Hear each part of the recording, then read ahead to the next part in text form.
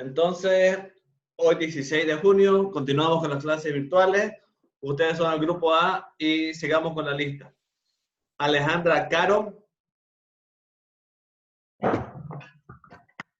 Lucas Carpanesi. Presente. María Isabel Castedo.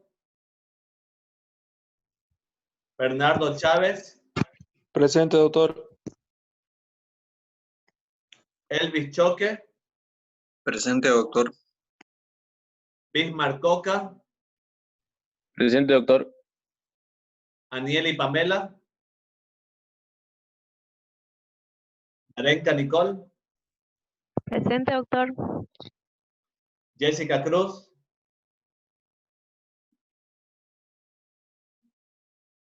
Cruz Algarañaz. Presente, doctor. De Oliveira Sales. Joao Carlos de Souza. Florencio López. Paula Andrea García. Freddy Duncan. María Luisa Geiger. Presente. Larisa Gómez. Gleison Gabriel. Silva Isabela. Bruna Carla. Jessica Loren. Andy Brando. Gabriela Mamani. Wendy Mayerling. Esther Martens. Presente. Luaine Medeiros. Stephanie Mendoza. Kareli Montalbán. Margaret Muñoz. Alicia Raquel. Presente. Jorge Félix. Erika Cristiane. Presente. Nicole Pereira. Angélica Pinel. Carmen Rosa Quiroga. Presente, doctor. Diana Roca. Junior Lucleido. Presente, doctor. Juan Pablo Rojas. Jacqueline Roncón. Janet Saldaña. Dayane Suárez. Matiz Celeste. Caterine Vaca. Marioli Velarde. Presente. Thiago Vieira. Presente, doctor. Gabriela Villarruel. Yaré Milton. Oscar Ronaldo. Presente. ¿Alguien que falte en la lista? Doctor, buen día. Disculpa. Pamela Correa, porfa. Correa. Eso. Correira. Ya. ¿Alguien más? Gracias, doctor. Todos listos. Muy bien, continuemos.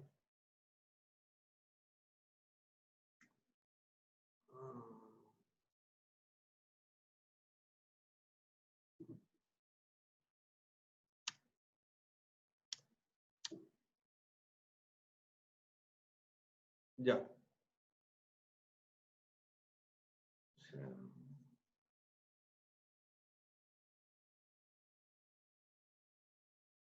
Entonces, hablando de lo que es la insuficiencia renal, ya vamos a ver la parte renal. Con esto terminamos lo que es riñón y estamos viendo lo que es la lesión prerrenal. Dentro del... ¿Cuándo se dice que hay una lesión prerrenal? Decimos que hay una lesión prerrenal cuando hay un descenso marcado del flujo sanguíneo renal. Cuando este flujo sanguíneo renal, automáticamente se da esta lesión renal, el cual puede ser reversible y mayormente se da en ancianos, de acuerdo a la prevalencia de edad, o sea, mayores de la tercera edad. El 22% del gasto cardíaco, el cual es normal, disminuye debido a que al consumo de oxígeno que tiene el órgano que más está trabajando o que más requiere. ¿Esto para qué se da? Para mantener las células tubulares renales y producen o terminan en cambios isquémicos de la lesión o de la superficie renal. La hipoperfusión renal prolongada causa necrosis tubular isquémica, ocasionando una lesión a la parte necrótica del riñón. Hay un descenso del gasto urinario, lo que incrementa el boom. ¿Qué es el boom? Es el nitrógeno ureico en sangre. Esto está en relación con la concentración sérica de creatinina. Esta creatinina que es en relación al 21 según el nitrógeno ureico. La excreción mínima de sodio es menor al 1%, lo que ocasiona una oliguria por hipoperfusión renal. ¿Cómo se da la lesión intrarrenal? La lesión que se da dentro del parénquima renal. Estos trastornos que dañan las estructuras dentro de los riñones producen primero que la isquemia, ocasionando una lesión prerrenal. Este daño o esta isquemia produce daño en las estructuras tubulares de la nefrona. Como les dije al inicio de la clase, de la clase anterior, cuando hablábamos de nefrona, todas las patologías se van a dar a nivel de la nefrona. Esto ocasiona una obstrucción biliar, ya sea por qué, por una glomerulonefritis o una pilonefritis. ¿Qué es la glomerulonefritis o la pilonefritis? La pilonefritis y la glomerulonefritis son infecciones urinarias altas, las cuales que se dieron en la vejiga, subieron por la parte de los uréteres y llegaron a afectar a las partes renales, llegaron en sí a los riñones. Esto ocasiona ¿qué? Una necrosis tubular, ya sea esta de origen isquémico o origen tóxico. Tóxico pueden ser a medicamentos u a contraste. Lo mismo aquí la lesión isquémica prerenal. ¿Cómo se da? Se da a causa de una respuesta hemodinámica o de un daño tubular. Cuando hablamos de respuesta hemodinámica nos referimos a la vasoconstricción renal o a la congestión medular. Ambas hacen que el aporte de oxígeno sea disminuido o sea reducido a la médula renal, lo que ocasiona un daño tubular. Este daño tubular puede ser de causa obstructiva tubular o de fuga al intersticio. Ambas causas, sea respuesta hemodinámica o daño tubular, termina en ¿qué? En la reducción de la tasa de filtrado glomerular. Perdón. ¿Cuándo se da la lesión postrenal? La lesión postrenal, me refiero a esta lesión. A esta, lo que se da por obstrucción ureteral bilateral o por obstrucción de la salida vesical. La obstrucción postrenal es la obstrucción del flujo urinario de los riñones. Esto puede ser debido a uretero, que son los litios, o estrechamiento en la vejiga, ya sea por tumores o vejiga neurogénica. Y en la uretra por hiperplasia prostática. Mayormente esta vejiga o neurogénica se da mayormente en las mujeres. Obviamente también se da en los hombres, pero en las mujeres se da más frecuente lo que se ve como se conoce como el nombre de descenso de vejiga. Lamentablemente, en la mayoría, nosotros los varones vamos a llegar a tener la hipertrofia prostática y vamos a terminar con el urólogo. Son causas. Los litos. Los litos son las piedritas, los cálculos, esos son los litos. Los que ocasionan el estrechamiento y la disminución de la salida de la orina.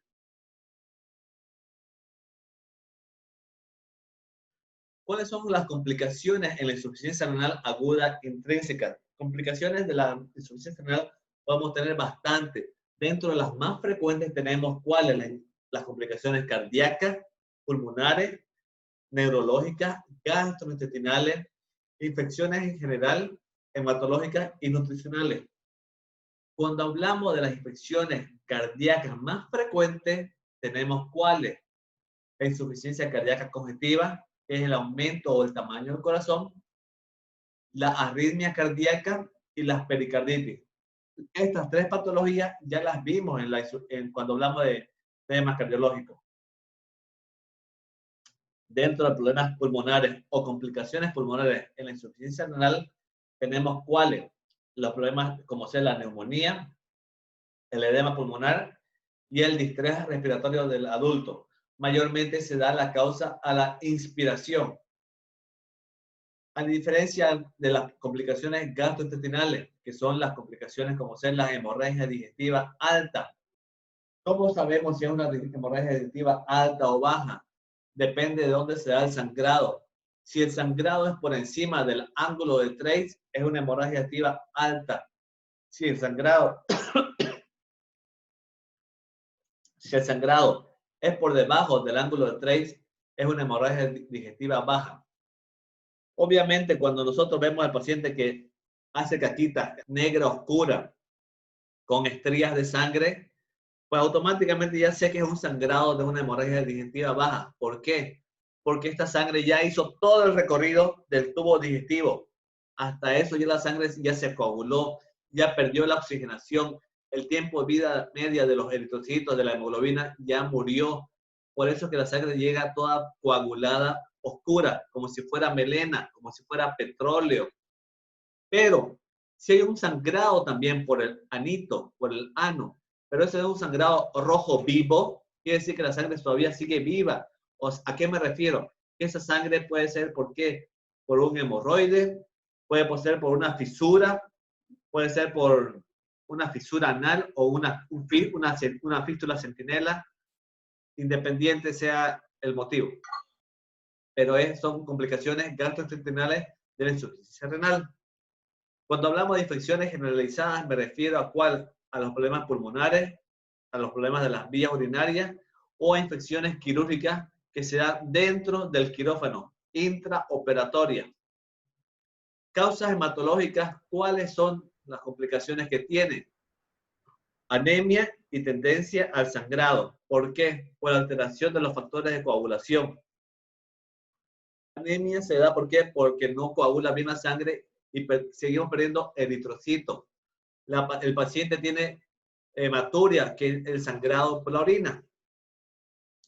Dentro de las complicaciones neurológicas, ¿cuáles son las complicaciones neurológicas que el paciente presenta? Dentro de las complicaciones neurológicas tenemos ¿cuál? La confusión, la convulsión y el estado de coma. Y para terminar, dentro de estas complicaciones nutricionales tenemos ¿cuál? La pérdida de peso. El paciente no puede ingerir la cantidad necesaria de alimentos y el poco alimento que ingiere, la parte renal no absorbe todos los nutrientes y electrolitos necesarios para que ésta se dé o funcione. Doctor, disculpa. ¿Sí? ¿Podría explicar por qué una complicación renal puede provocar hemorragias digestivas? Ya. Ahorita, ya. Problemas gastrointestinales dijimos que era la hemorragia digestiva. ¿Por qué se da? Porque a nivel hematológico hay alteración de la cascada de coagulación. Aparte que en el riñón se da y se produce la eritropoyetina. ¿Qué es la eritropoyetina? Es la que produce los glóbulos rojos.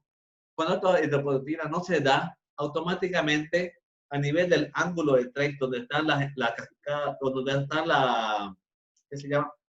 Donde está la mayor concentración de glóbulos rojos, lamentablemente ahí da que el paciente puede causar con cirrosis, con infecciones intestinales, con todas estas complicaciones que le estoy hablando. Puede tener mayormente que dentro de la parte abdominal la salmonela, que es por el clostridio o por el estreptococcus beta hemolítico, que es la causa principal. Esta bacteria que da a nivel abdominal produce ¿qué? Produce la infección y la alteración de la mucosa gástrica. Automáticamente puede producir, si el paciente tiene gastritis, tiene lesiones, tiene úlceras, puede producir tranquilamente que la alteración de las plaquetas no se dé y no funcione. Automáticamente, si las plaquetas no funcionan, no pueden causar el tapón mucoso, no pueden cohibir el sangrado. Y si no cohiben el sangrado, automáticamente la cascada de coagulación se ve afectada. Si se afecta esta cascada de coagulación, lamentablemente la parte abdominal, me refiero a cualquier zona del tubo digestivo, puede ocasionar un sangrado, ya sea alto o bajo. Aquí más frecuentemente se da a nivel alto, o sea que se da el sangrado a nivel del abdomen, del estómago. Gracias. El cuadro clínico que presentan estos pacientes con insuficiencia renal o con lesión renal aguda es sed. ¿Por qué? Porque el paciente, para empezar, no puede orinar, ¿ya? Sus piernas se están hinchando, sus brazos se están hinchando, automáticamente las mucosas se secan, ¿ya? Y el paciente, ¿qué es lo que necesita? Necesita líquido. Pero ojo, estos pacientes no pueden orinar, así que el líquido tiene que ser medido en relación al kilo peso y en relación a la función del riñón que tenga. Hay una hipotensión ortostática. ¿Qué significa la hipotensión ortostática? Es cuando el paciente que se encuentra recostado en su casa, no en el hospital, se encuentra en su casa recostado y quiere levantarse porque le dio ganas de ir a la ladera a tomar un refresco o ir a agarrar su celular o traer su cargador, se levanta de golpe, automáticamente tiene la sensación de marearse y pierde el equilibrio y llega a caerse. Ahorita le voy a mostrar la gráfica de por qué se da la hipertensión ortostática. Tiene taquicardia. ¿Por qué se da taquicardia? Cuando vimos la parte cardiológica, hablamos sobre el gasto cardíaco. El gasto cardíaco, ¿qué es lo que hace el gasto cardíaco? Suple la falta. El gasto cardíaco se da ¿para qué? Para compensar la falta de órganos que están trabajando más. En esta parte, el riñón es el órgano que está trabajando más porque está teniendo fallas, está teniendo lesiones, se le está acabando la gasolina, podría decir. Así que el corazón empieza a bombear más sangre a la parte renal. Es por eso que se da la taquicardia en las insuficiencias renales. Hay una reducción de la presión venosa yugular. Hay una disminución de la turgencia. ¿Por qué disminución de la turgencia cutánea? Porque el paciente está seco. Por eso que el paciente pide líquido, tiene mucha sed. Obviamente hay sequedad de las mucosas, ¿ya? Hay reducción de la sudoración. ¿Por qué hay reducción de la sudoración? Porque el paciente no tiene líquido, ya que no tiene líquido porque no puede orinar, no puede eliminar el líquido que tiene en la vejiga, en los riñones. Hay reducción, lo que les acabo de decir, hay reducción de la diuresis. ¿Qué es la diuresis? Es el volumen urinario que tenemos nosotros minutos. Normalmente dijimos que podemos orinar hasta 200 ml en un chorro de agua, en una micción, digamos. Pero si el paciente no está orinando bien, está absorbiendo bastante sodio, está absorbiendo bastantes iones y el paciente se empieza a secar por dentro. Son estas las causas por las cuales el paciente llega a requerir la diálisis en caso que medicamentosamente no se pueda recuperar ese riñón. Si el paciente lamentablemente requiere diálisis, pues más lamentable va a ser que el paciente después requiera un trasplante renal. Lo que les hablaba de la hipotensión ortostática. El paciente que está recostado en su cama, en su casa, la sangre se distribuye uniformemente en todo el cuerpo. Perdón, un minuto.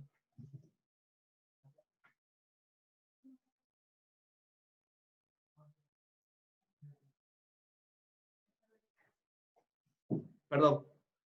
Entonces, cuando estamos recostados, la sangre, como ven aquí, está distribuida en todo el cuerpo.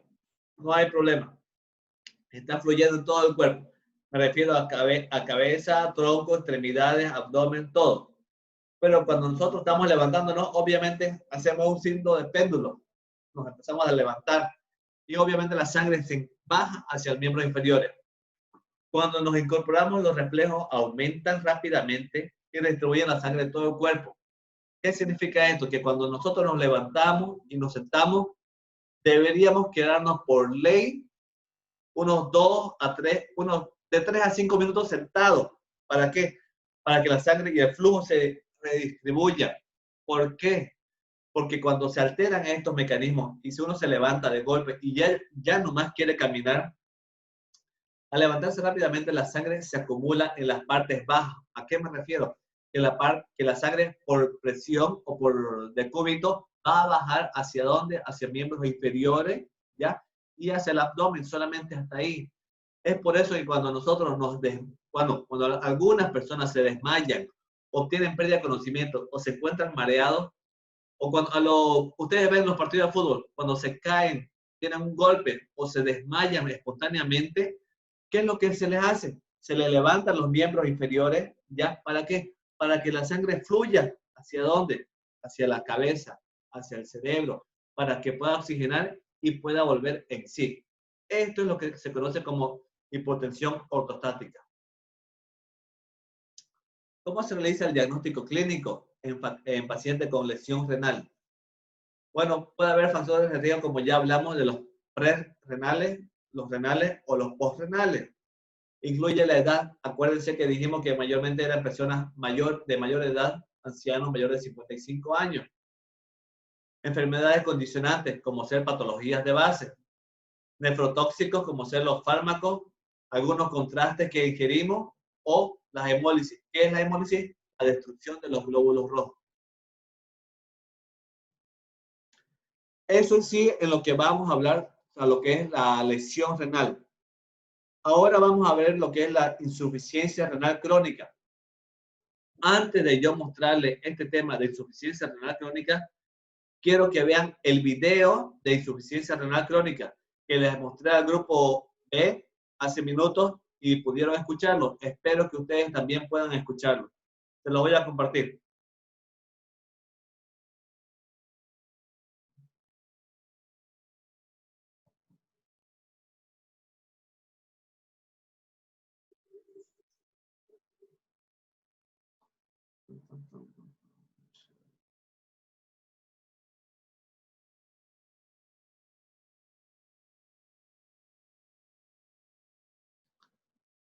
Avísenme si escuchan, por favor. Le voy a poner todo el volumen.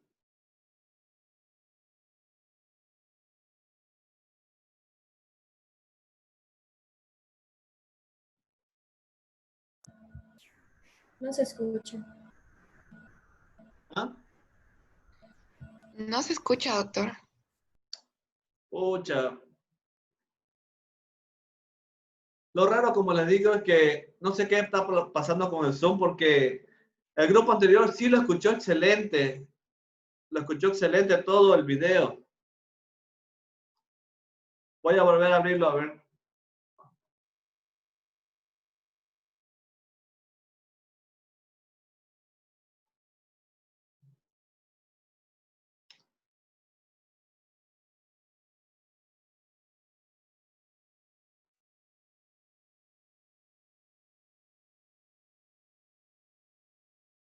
Ya.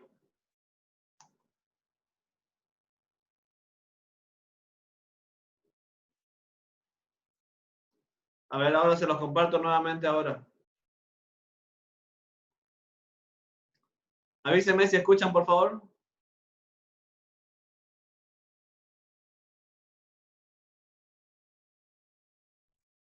No, doctor, no se escucha.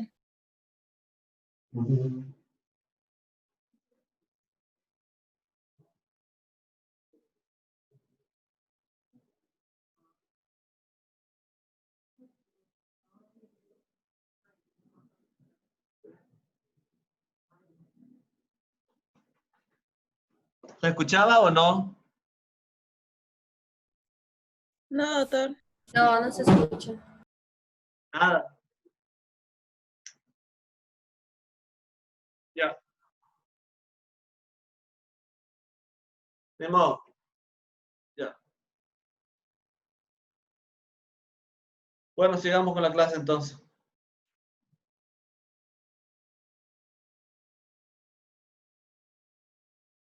Sigamos con la clase.